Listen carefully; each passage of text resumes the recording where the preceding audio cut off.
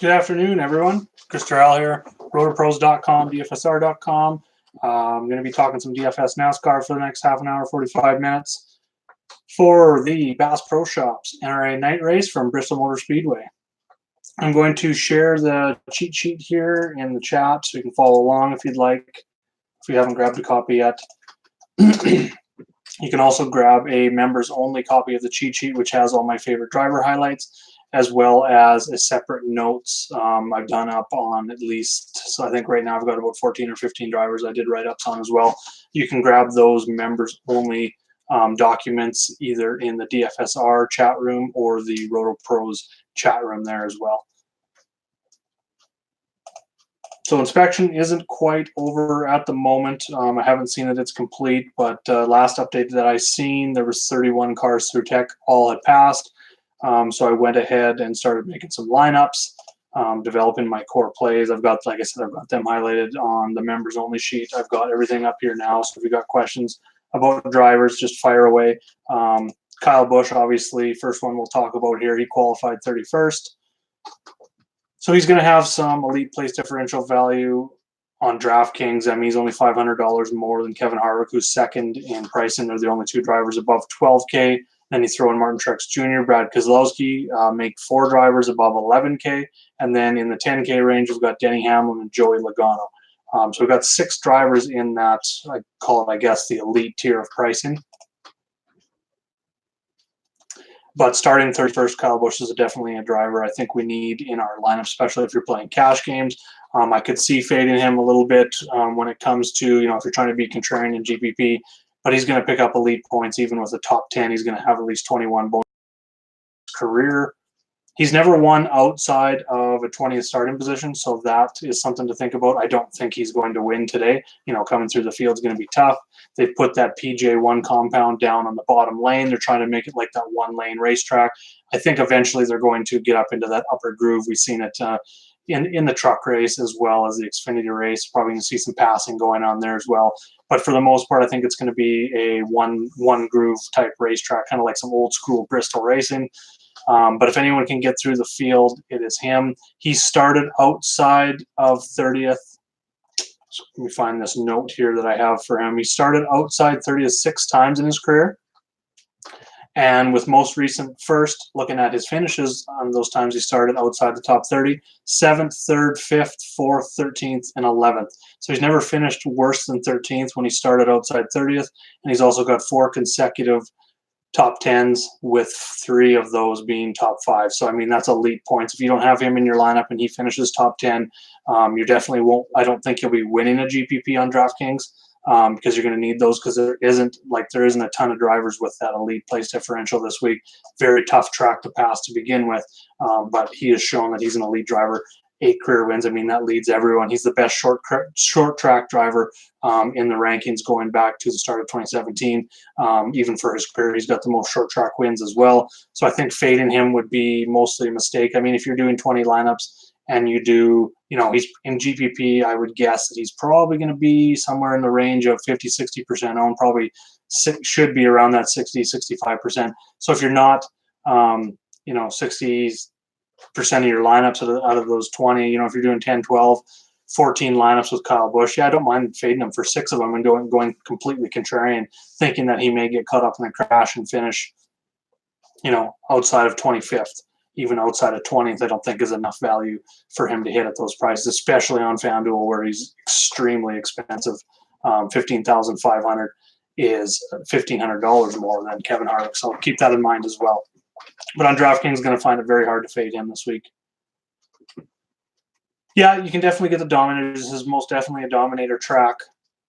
When we look at, I'm just going to go up to my initial notes here. We've seen at least 2 drivers lead. I believe it's 8 straight races. At least 2 drivers have had 100 or more laps led here. When it comes to double-digit place differential, last race there was only 3. There was 9 the race before. So it really comes down to that qualifying. And like we know already, I think the top 33 drivers now. Kyle Busch is the only driver. Actually, there's 2 drivers. Clint Bowyer and Kyle Busch are the only drivers starting outside of the top 15 in the 8K and up range on DraftKings. So, I mean, he's you can definitely pivot off. And if you're going to pivot off, I'd like going down, kind of building a little bit more of a balanced lineup, because I think Kyle Busch is going to be very popular. Denny Hamlin and Joey Logano stand out. Hamlin starting on the pole. We see a lot of times the lap leader will come from the pole. He's shown in practice, he was first in practice 1, didn't have a 10-lap run. He was only 18th in practice 2, but he was 6th and 7th in 10 and 20 lap averages. So it looks like he's got, it's probably a little more risky. I would rather go down to the bottom of that top tier and build my lineups. He's number 1 in my models, Joey Logano, starting 11th. He was 3rd in first practice, 13th in second practice, but he was first in 10 lap averages in both of those practices. And then looking at final practice, he was 2nd in 5 lap, 5th in 10 lap, 2nd in 15 lap, and 1st in 20 lap. So his car got better as those runs got longer. So if we've seen some long runs, I think Joey Logano's got a car. He's going to be one I'm going to be betting. I'll be loading up on for DFS, obviously, because he's the lowest of that top tier. 6th in pricing on DraftKings seems a little silly for Logano. So I'm definitely going there. And then something else I like leveraging, if you're not going to leverage, maybe you're not all sports bettors. This is a DFS show for sure. But if you are sports betting, you got a sports betting account, a lot of sites out there. Like I'm looking at the live odds right now. We've got Kyle Busch at 4-1, Truex at 7-1, Kyle Larson 7.5. So Kyle Busch at 4-1, being that he's never won a race starting here outside of 20th with 8 career wins here, that seems to be like there's a lot of value in betting some of these other guys. We can get, for instance, Ryan Blaney 17-1, Brad Keselowski 15-1, Joey Logano 10-1, Eric Jones stands out 15-1, even Denny Hamlin 8.5-1 stands out. So there's a lot of value if you are into sports betting, to going down the board and maybe betting one of these other drivers. Chase Elliott 15-1 also stands out there as well. So I'm definitely those drivers. I put bets on Blaney, Jones, Logano, and Elliott. And then like Blaney and Jones and Elliott, I also did an each way bet with them top 4 at quarter of the odds there as well.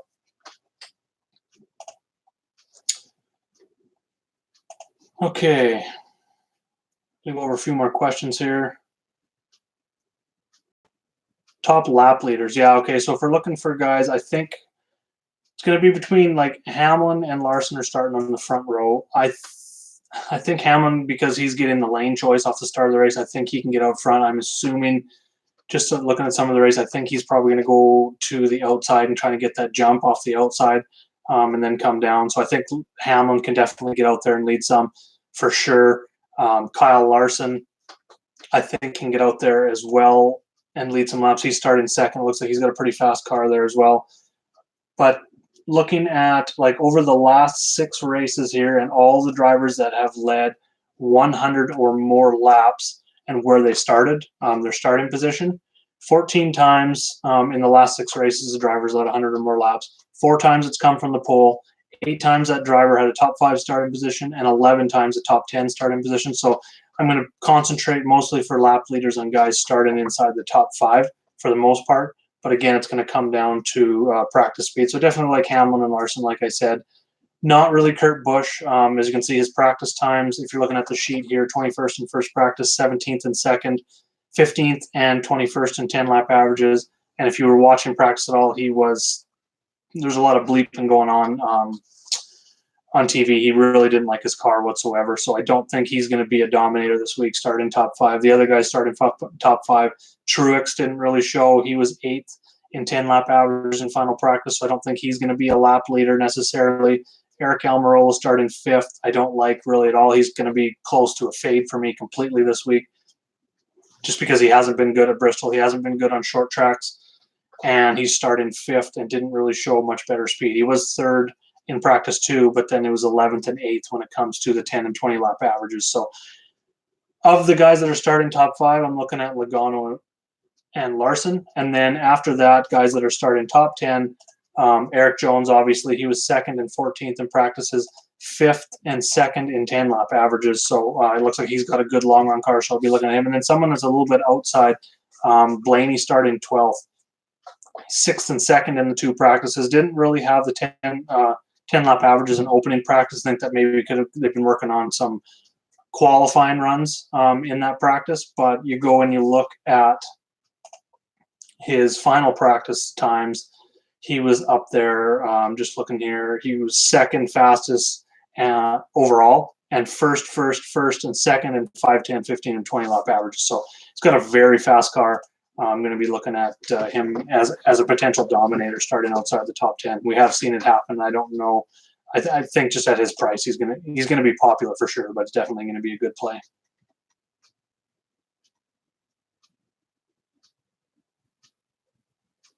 Yeah, I like that Rat Pack 215. Make 2 separate lineups.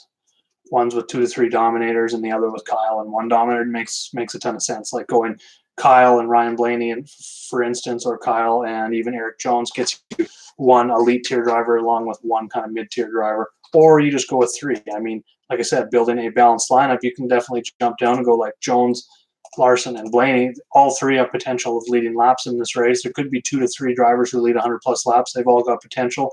They're all right in that mid 8 to low 9K range. And then you can kind of go down. I'm going down a little bit further. I'm looking at Clint Boyer at 8,200. I like for place differential value. Starting 20th, he showed top 15, pushing top 10 speeds kind of in that first practice on Saturday.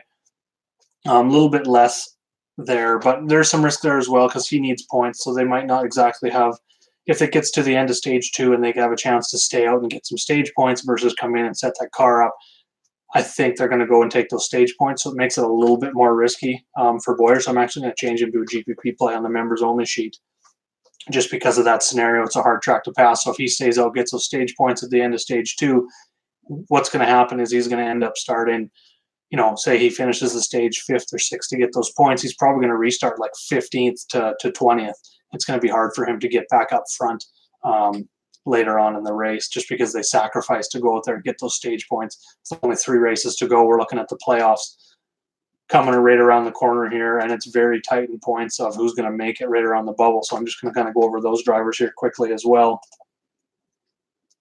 once this loads. So we got Byron in 12, 642 points. Larson was 624. Jones was 623. Ryan Newman, 569. And then Clint Boyer's right on the bubble. He's got 559 with Suarez and Jimmy Johnson right behind him with 553 and 547. So there's 4 or 5 drivers that are getting points this race. Going to be very, very, very important, which does, in my opinion, take away a little bit of their upside towards the end of the race because they're going to sacrifice to get those points versus set up their cars and be in a good position going into that final stage to be able to get a top 5 or a race-winning car. Kyle Busch in 4 of 11. Yeah, that makes sense. A little bit underweight what the field's going to be at, I think. Looking at ownership projections, but that's definitely fair. Who do you think will finish ahead? We got Kyle Busch or Truex. So looking at practice times, I mean, Kyle had a really good opening practice. He was 5th, 3rd, and 10 lap averages. He was up there in 5, 10, and 15 lap averages. Final practice, he fell to 16th. He was 17th in 10 lap averages. So he kind of had that one really good practice, which when I see that, especially with these impound races, I tend to lean towards, without being able to listen into every team's radio and know exactly what they're doing, I kind of tend to think that they worked on their race setup a little bit more in practice 1 versus maybe a little bit more qualifying runs in second practice. When you see those drivers that really good one practice and then they switch things up and then they try something else and maybe it doesn't work and the times are completely off. So that's something I'm looking at there. Truex was 8th in both practices, didn't have a 10-lap run in the opening practice. He was also 8th in 10-lap averages. So he looks like he's got a solid top 10 car, probably pushing top 5 upside, starting 3rd. I think for finishing, if you're just looking where they're going to finish, I think Truex definitely, like from an odds perspective, has way better odds to finish higher than Kyle Busch, just because Kyle's got to come through the field. There's a lot of risk there, especially if it's going to be a single groove racetrack. There's a chance for a lot of beating and banging, hitting the wall, crashes, even some of it that he may not be a part of. Get those mid-pack crashes, and there's really nowhere to go on this track but run into someone and pick up some damage. So there's a lot of risk tied to Kyle Busch, definitely. So fading him makes sense. But between those 2 drivers, I think Truex finishes ahead. That's what I put my money on if you're just looking at a starting position, or a finishing position standpoint. Leaving any salary on the table, honestly, I never really look at it that way. I'm just fitting my drivers in. If there happens to be $700, $800, $1,200 left over and I like my lineup, sure, I'll stick with it just because of the variance in NASCAR, and there's only 37, 38 cars on any given week. Rarely we get 40 cars in the super speedways, I guess, but normal weeks we're seeing 37, 38 cars, and you're probably eliminating 5, 6 drivers right off your player pool to begin with. So we've got small player pools, so leaving money on the table definitely makes sense to try and get a unique lineup, and obviously the more you leave, the better. But some weeks, I mean, I made some lineups already this morning where I didn't have to leave any. It was $100 or $200 that actually worked out perfect. Plugged in the drivers, I'd start with 1 or 2, like say Kyle Busch, and then go with like Ryan Blaney in the mid range, and then go grab a value guy. Everything seemed to work out. Where there was others where the last driver that I picked happened to leave about $800 or $900 on the thing. So I don't think it's like Daytona where that's necessary going to happen, just because you're seeing a lot of the low end drivers finishing top 10 at Daytona, Talladega, that kind of thing. So leaving money on the table definitely makes sense because you're going with, say, 4 punts in some lineups, just loading up on that kind of variance. So it's not going to be as extreme here, but definitely for GPP, if you leave money on the table, you're going to give yourself a better chance to be in more unique lineup. Okay, going down here. Yeah, okay. Thanks for joining, JP. Matt DiBenedetto looking good with that. Yeah, unfortunately for Matt DiBenedetto, he was told that he will not be returning to the number 95 next year. Rumors out there, Christopher Bell will be jumping up from the Xfinity Series. Makes a lot of sense. He looks like he's going to be a star. So kind of sucks for DiBenedetto, but he sent out a nice heartfelt thank you to everyone. Really classy guy. He just wants to win. I think he's going to get an opportunity somewhere else, but he's definitely it's not going to slow him down the rest of the season. He's pretty much fighting. If you're looking at narratives, he's fighting for his career now in the Cup Series. I'm sure he could be a full-time driver in the Xfinity Series if that's what he chooses to do, but that's not what he wants to do. He wants to win races, and he wants to drive for a team in the Cup Series. So with that kind of motivation, I'm definitely on him. And then you go look at his practice speeds. Let's go do that here real quick. He's been one of the fastest cars on track all weekend. Fourth and first in the 2 practices, second and third and 10-lap averages, 6th and 20-lap averages. So, he's starting 7th, which is a little bit of risk there, being that there's other value guys that are starting outside the top 20 and give you more place differential value when it comes to DraftKings especially. I definitely like to bet it a little bit more on FanDuel just because of that place differential point system, the way it works. It's not as important on FanDuel, but I will definitely have shares of him on both. I think even on DraftKings, if he's finishing 10th to 12th at that price, if he gets up there, he's going to have some fast laps. He's got a fast car, so we can count on some fast laps for bonus points. I think he has a chance even, depending on what happens at the end of these stages and stuff like that, he's got a chance to get out, lead 20 to 50 laps possibly too. So he's got a very fast car. He's only 6,700, 7,000 on FanDuel. I absolutely love. I'll have a ton of exposure on for that car, 95 at DiBenedetto on FanDuel for sure. Yeah, Blaney, I believe they got that all changed. It didn't affect anything. He didn't have to go to the rear and keep his starting position or anything like that. It looked like they all got it fixed up. So he should be good to go. No problems there. I haven't heard anything other than that as of yesterday via Bob Bacher. So I think we're good to go there.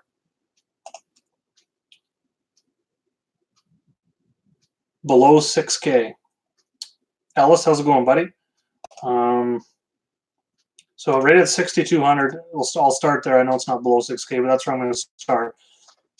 Is Paul Menard, 7,300 on FanDuel, 6,200 on DraftKings. He's starting 25th. I'm just going to bring up his notes here as well. He's one of my top points per for only $200 more. Definitely, I'd like going that way. He's finished better than that starting position in 13 of his last 15 races here with 6 top 10s, including a 6th this spring, and 11 top 20s. 22nd and 21st in practice. Even better than that, he was 14th and 12th in the 10-lap averages. So really like Menard here. Penske cars have been very strong. When you're looking at Blaney, Logano, Keselowski, looking fast. Looks like they're all top 10 cars. The 21 team's definitely working with them, kind of like DiBenedetto works with JGR. Same kind of relationship with them. So kind of got similar cars. He's shown a ton of speed. But if you can't and you have to go below, I definitely like Michael McDowell, 5,800, 4,500 on FanDuel. He's starting 28th. He was 32nd in first practice, but he was 16th in 10-lap averages, and that was out of 25 drivers, so that was pretty good to see. Found some more short run speed in second practice. He was 15th. and 20th and 19th in 10 and 20 lap averages. So appears he's got somewhere in the range of car 800. I'm definitely on board with McDowell. His past here, so what do I have here? Finished at or better starting position in 4 of his last 6 races, and the 2 that he didn't, he got caught up in a crash. So he's good here at Bristol. So definitely looking at McDowell under 6,000. If you want to go right down and punt, it even shows up a little bit when looking at my model. Was JJ Yaley at only 4,900. He's only 2,000, so he's pretty much a throw free space on FanDuel if you want to go for completely stud drivers over there. I think that could be one way to go in GPP. On DraftKings, I like it. He's starting 36th, 33rd, and 34th in practice. So I'm kind of looking at him kind of in that range of 31st to 34th. He's going to be somewhere in there, but at 4,900, you're going to be able to load up with like a Kyle Busch, Jones, Blaney, get 3 of those mid 8K and above drivers in there, or completely load up with 5 guys in that mid range. So we can make some nice lineups with Yaley as a punt in there. So I don't mind that at all. Boyer's been having a rough go of it here trying to make the playoffs. So that's why I really think even him starting 20th, if his ownership appears, I'm going to kind of look at that a little bit after here, but if ownership looks like it's going to be high on him, I'm probably going to end up fading Boyer just because of what I talked about, how I think they're going to lean towards getting those points at the end of the stages versus getting in a good position to try and win the race at the end of the stage, especially being that just looking at his practice averages here. 16th and 11th in practice, 12th and 18th in 10 lap averages. They don't look like they have they probably don't feel this way either, that they have a winning car. I mean, a win gets you into the playoffs, but it doesn't look like they're going to have a win, unless some crazy strategy. So I think they're going to put a lot of emphasis on getting points at the end of the stages, which again, I think really limits their Jimmy Johnson kind of in the same situation. If you were planning on using him, I wasn't to begin with. But he's been good on short tracks. He's been consistent here at Bristol as well. But same kind of story. I think they're going to be looking towards the points at end of stages versus trying to go for that win, which kind of reduces their upside. Which driver outside the playoffs might take some risk for a win? Okay, so looking at the stand-ins, the guys that are kind of starting after Jimmy, we got Paul Menard at 506. He is 53 points out. So there's a chance, but with 3 races left, that's a full point. Those drivers, guys that that would take a big risk to try and get a win. Looks like the connection's a little unstable here. I'm just going to wait till I just got a message here. I'm going to see if that comes back online here.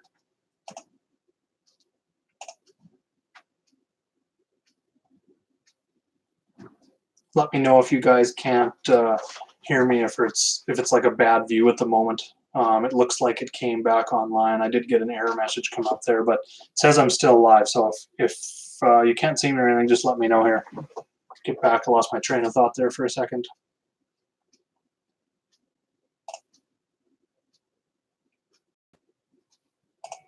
Yeah, of those drivers kind of below the points, I don't think they can points race their way into the playoffs. Paul Menard is one. About him, I think they could take a risk and kind of go for a win. They're kind of part of that. Like I said, part of that Penske group. I think they can definitely. They've got the car to take a big risk and try and go for a win. Chris Buescher, Ricky Stenhouse, probably the most. Stenhouse and Dillon would be guys that I think would definitely go that way. I haven't talked about Austin Dillon yet, so I'm just going to jump into that here. I like his price. He's 21st in my model. He's starting 19th. 10 lap averages were crap. 24th and 28th in the final 2 practices. 18th and 9th in the in the 1 lap runs there. But he's been very consistent here. Just gonna bring his notes up here real quick. Yeah, so he started 19th, so he gets a little bit of place differential considering he's finished top 15 in 3 straight and 7 of his last 9 trips to Bristol. Better short run speed for sure than long run speed. But like I said, I think they're a team. They're not going to get points to get in. So I believe they're going to take a risk with the 3 car. Same with the 17 with Stenhouse. But I'm more on board with Austin Dillon taking a risk. Going for a win, even top 10 from him would be tremendous at that price this week. Is Denny a lock? I think starting first, like I said, I think he's going to get the jump. Obviously, he's got the advantage. He gets to pick his lane wherever he feels is going to be best, which I think that's going to end up being the outside on the restart to start the race. I think he can jump out and lead. You know, if there's no cautions, I think he can lead. As long as he stays in the lead, doesn't even matter if there's a caution, he's going to get that restart.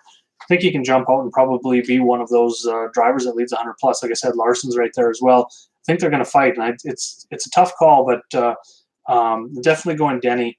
Looking at his practice one, he was first overall, didn't run any 10-lap runs, so that kind of looked like he was running his qualifying run.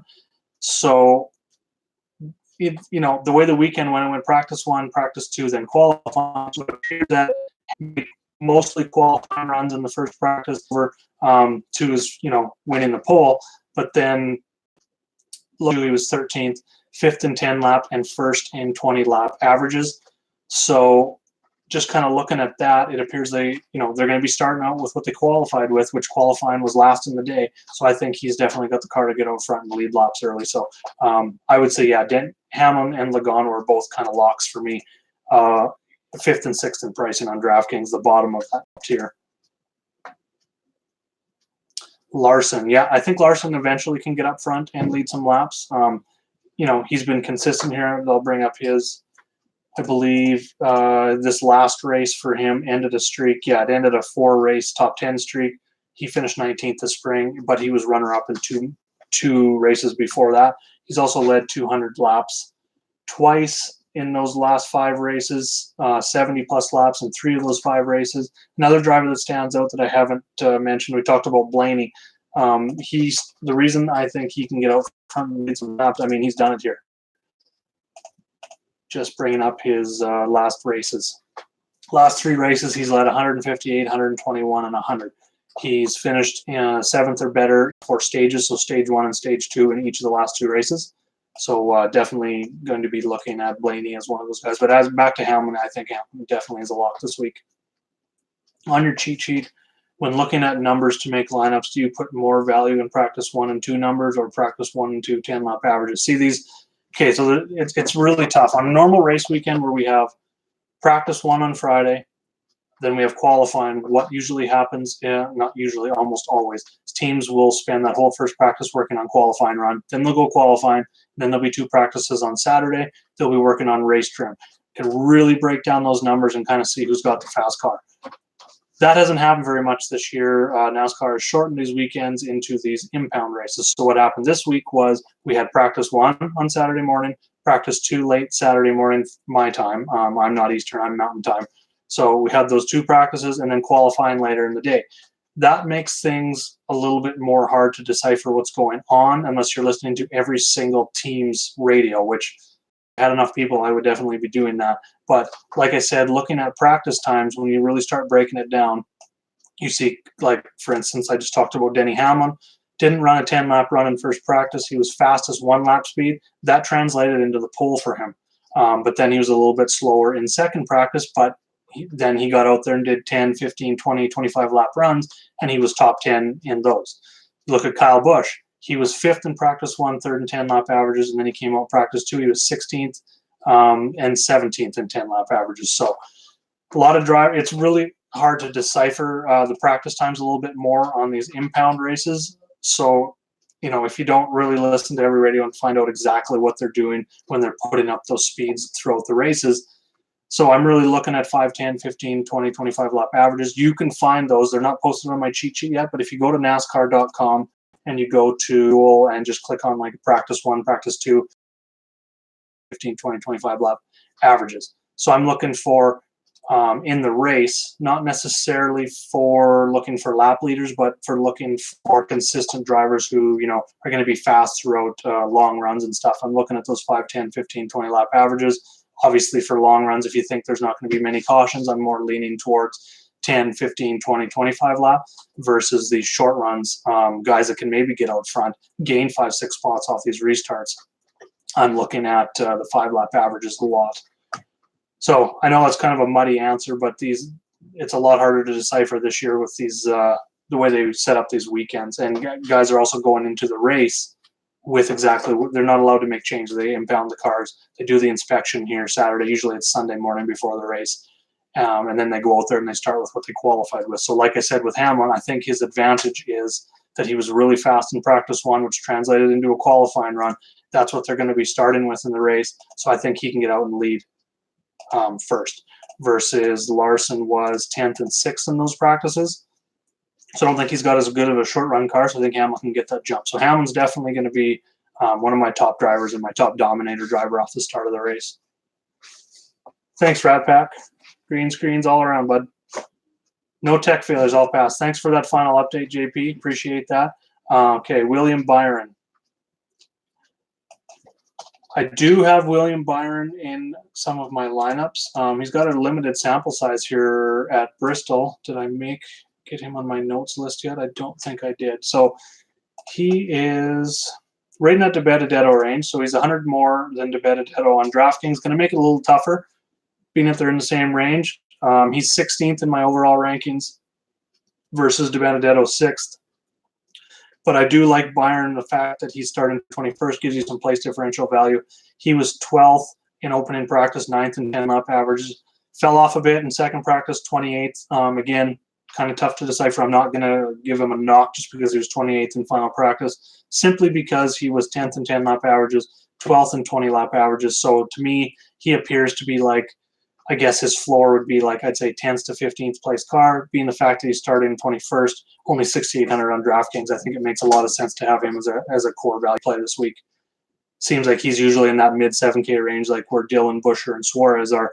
Going back and looking, he's got 3 career races here, talking about Byron again, 16th, 23rd, and 18th. So I would honestly take it, a 23rd isn't going to kill you in your lineups if he does get that 23rd, but anywhere inside that top 20, I think is good. And if he breaks the top 15, gets around that top 10 area, I think he really crushes his value this week. So I think he could even have some fast laps in there as well. FanDuel, I would definitely go with DeBenedetto here. Like I said, because of the finishing positions, a little more important than place differential, and he's $1,400 less than Byron. Chastain for place differential. I was actually going to look. He's one that I was just about to look up, so just give me 2 seconds here. He's got 3 career races in a Cup car at this track, 29th, 26th, 39th. So that was 2 in 2018 was 39th and 26th. This spring he finished 29th. So seeing that he's finished top 30 in his last 2 races here, and he's starting, right at the back, definitely makes a lot of sense. He's only 5,500. Starting 39th. He was 28th in practice one, 18th in 10 lap averages. And like I said, that was 25 cars. So there were 7 cars that ran 10 lap runs that were slower than him. I'm just going to go look at the speeds just to confirm here. So looking at the 10 lap averages, drivers that he finished better than, which would be looking at average speed, he was 18th. We got Ryan Blaney 19th, Stenhouse 20th, Darrell Walsh Jr. was 21st, Tiff 22nd, Castle, Dillon, and Quinhoff after that. So the fact that his 10 lap averages were even better than Stenhouse and Blaney, the fact that he's starting last, he's cheap. He's finished top 30 in his last 2 races. Definitely think he makes a nice value play this week. And just looking at his price, I'll get back to that. Yeah, he's only 2,500 on FanDuel, so I mean it's $500 more than Yaley, but I think he can give you a little bit more points there as well. So there's a lot of value plays to go with that. This is why I think Kyle Busch is going to be so high owned this week. Is just because there's so many low end guys that we can throw in our lineups that aren't going to kill us, don't give us a whole ton of risk, and allow us to get a Kyle Busch with not just these value guys, but also with some of these mid tier guys with fast cars as well. I'm going to go through and make sure Jimmy Johnson a lock. Jimmy Johnson is not a lock for me. I'm probably going to end up starting 30th is okay, but like I said, you're probably going to be looking for points at his price. I'm kind of looking at William Byron. I think he's a little bit higher up in the standings. Doesn't have to worry about those points as much. I think he's got a faster car as well, so I'm looking more towards Byron, and then even Suarez ahead of him. I like the place differential that Jimmy offers us, but I don't like the fact that he is outside the points by, give me a second again, I believe it's like less than 10 points. Well, no, Boyer's got 559. He's got 547. So it's close, 12 points. But if he's got an opportunity, if he can get up to that top 10 and get those points in stage one, I think he's going to do that. But more importantly, I think they get up to try and get those points in stage two, which could hurt his overall upside. But I mean, even if he finishes 15th to 20th, he's picking up 5 to 10 points for you there. But he didn't really show top 15 speed. Kind of 10 lap average. I guess he was 13th in opening practice, 19th in final practice, 13th in 20 lap averages. Just a lot of risk there. I don't think he's a lock by any means, just because of that whole playoff bubble thing. And he hasn't been that great in races either. So it adds a little bit more risk. So definitely interested in Jimmy, but not. I'm not going to say that he's a lock by any means.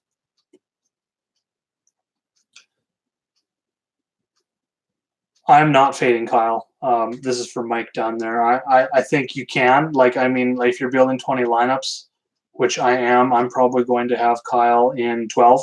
And then I'm going to go probably even more than that. I'm planning on being right there with where his percentage owned is going to be, which I think is kind of around 60, 65%, somewhere in there. So I'm probably going to have 12 to 14 lineups of Kyle in my 20.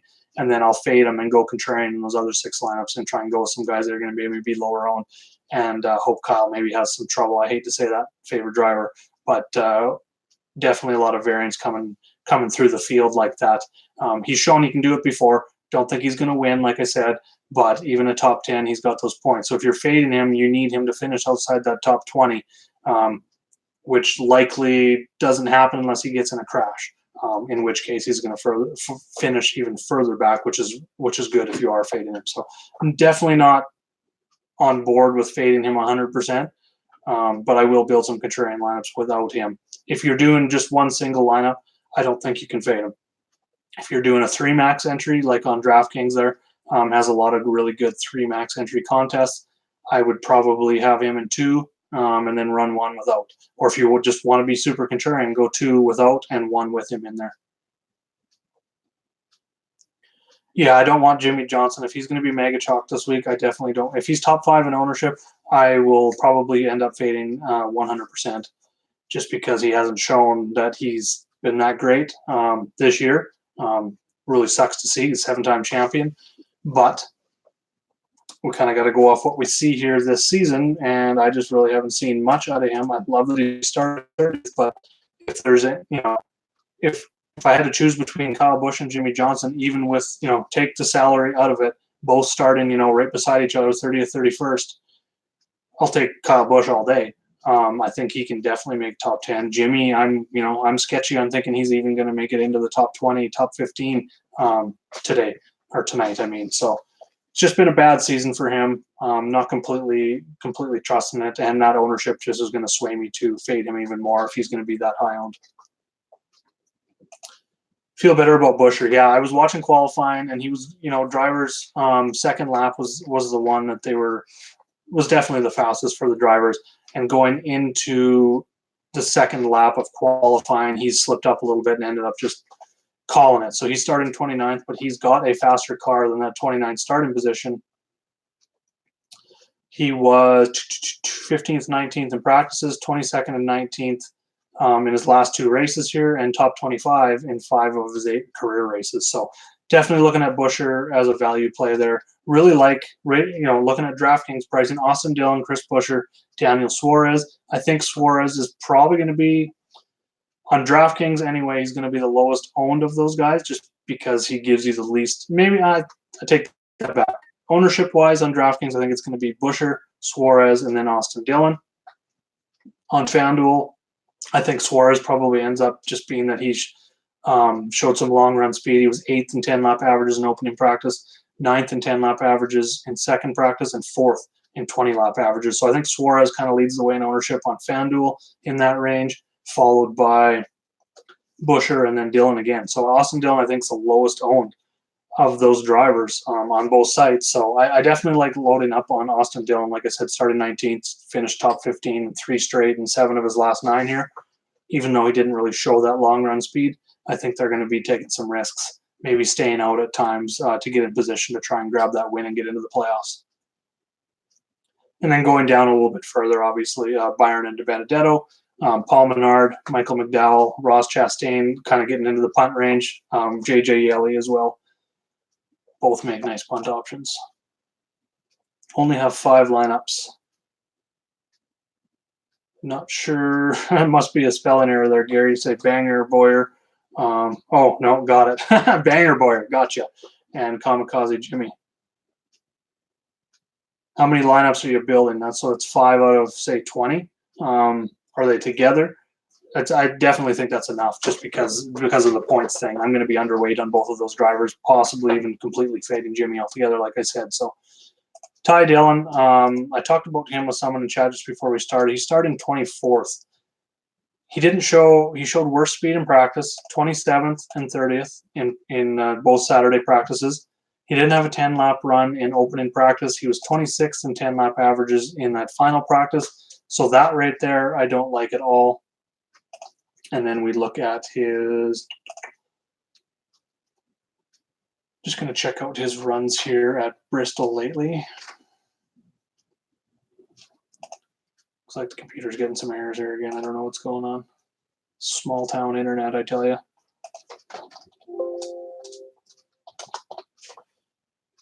So 2 top 20s in his last 5 races. So 15th, 21st, 28th, 36th, his last races. I'm just not on board being that McDowell is cheaper for one, is getting +4 place differential, more than Ty Dillon, and he showed quite a bit more speed as well. He showed top 20 speed versus Dillon, who hasn't shown better than 26th, which was his final practice 10-lap averages there. So definitely on board with McDowell, going to fade Dillon. I think a lot of people will see it that way. So I mean, if you want to be super contrarian, Ty Dillon over McDowell if you're looking to pivot off of maybe a higher owned guy in that low value range.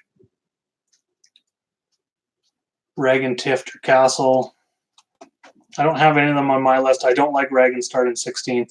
I mean, he's been good, but he's 31st and 27th. And then his best run was final practice, 24th in 10-lap averages, 16th in 20-lap averages. He's been decent here, but again, at only $100 more, starting dead last, I'll go with Ross Chastain. Both sites with the discount on FanDuel, $1,500 less. He's got that place differential. I think he can finish 30th, give you those points there. I think that's going to end up being more points because I don't think Reagan finishes top 20. I think he's more of a 20 to 25th place car. Maybe like 18th to 20th is more his upside, in my opinion. So I'll definitely be going away from Reagan. Tift, starting 27th. He was 30th, 33rd in practices. Not really, I'm kind of, they're kind of sandwiched. Those 3 drivers that you mentioned, Reagan, Tift, and Chastain, are all kind of sandwiched between Yaley and Chastain, who I've got a little bit more of. Tift didn't get to practice his car in final practice, though. He had vertigo. He had someone in there driving. I forget who it was. I think it was Chase Briscoe. Maybe was in there and drove his car for him in that final practice. So those final practice speeds could be a little bit different. I mean, it's tough to read off that. I would lean out of those 3. I would probably end up going with Tift, starting 27th.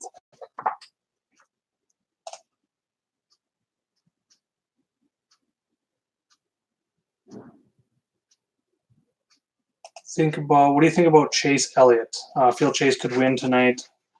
Top lane comes in. I think the top lane will come in. Once that rubber gets laid down, then we're going to see guys up there. There were, the end of final practice, there was, just watching there, I could see there was like at least 5 or 6 drivers that were running it consistently at the end of practice. Logano was one. I seen Larson, Kyle Busch running the top quite a bit. There were a few drivers. I have it in my notes. I just trying to find my practice 2 notes.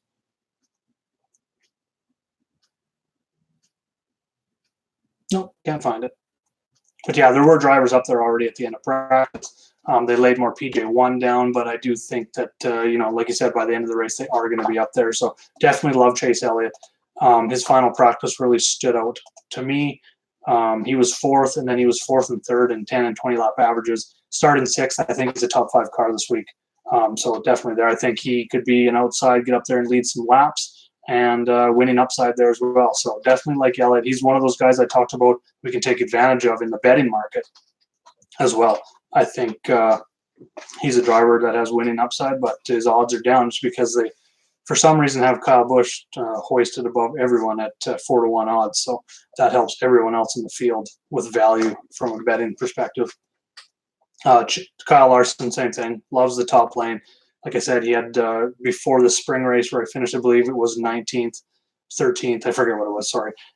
He had back-to-back runner-up finishes, so he can I think he can lead some laps possibly as well, starting second. But Hamlin's definitely up there first for me for leading laps.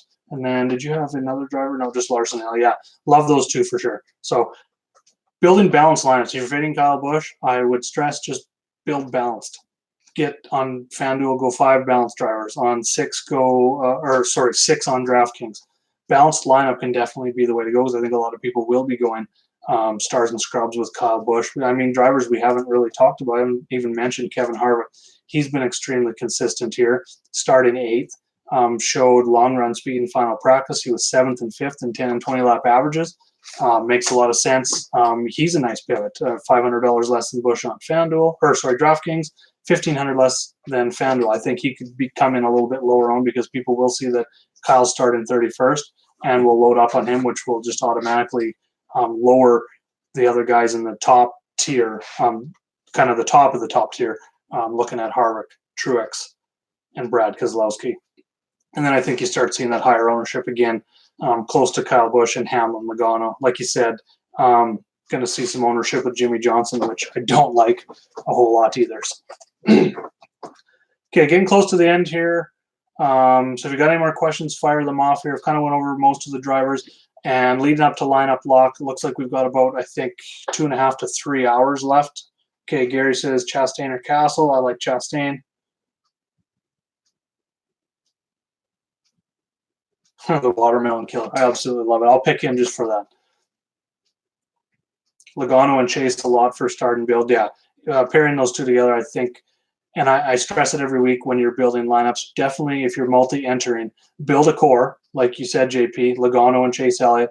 Put those two together. On DraftKings, you got to fill in 4 more. Maybe go with, depending on how many lineups you're building with them, maybe grab another driver that you want to be in a core 3 times, take that driver out, and then still run Logano and Chase maybe 3 more times with a third driver that's going to be a core, and just keep doing that over and over and over again. I mean, if you're doing 150 lineups, you can do that a ton. It's going to give you a better chance to win when your core does go off. If they finish 1-2 and they're the 2 guys that lead 100 plus laps and you have them together as a core, you're going to have so many opportunities to get so many more opportunities to actually hit the nuts and win the GPP. Dominators, I mentioned Hamlin. I think just because of his short run speed that he showed early in practice, qualifying first, I think he's going to get out front and lead most of the laps. I think he's one of them. Kyle Larson, I said an outside guy is probably going to be Ryan Blaney. He's led something like just over 400 laps in the last 3 races here, 100 plus in each, 121 plus in each of those last 3 races. And Penske looks like they have a strong car. The other strong car, chatter in the garage, Eric Jones, could potentially be a guy that could get out there and lead some laps there as well. So keep that in mind. So if you've got questions, once the video's over here, definitely hit me up in the RotoPros Slack chat, in the DFSR members chat room, or on Twitter at Jaeger_bombs9, or you can leave a comment, question in the YouTube below here.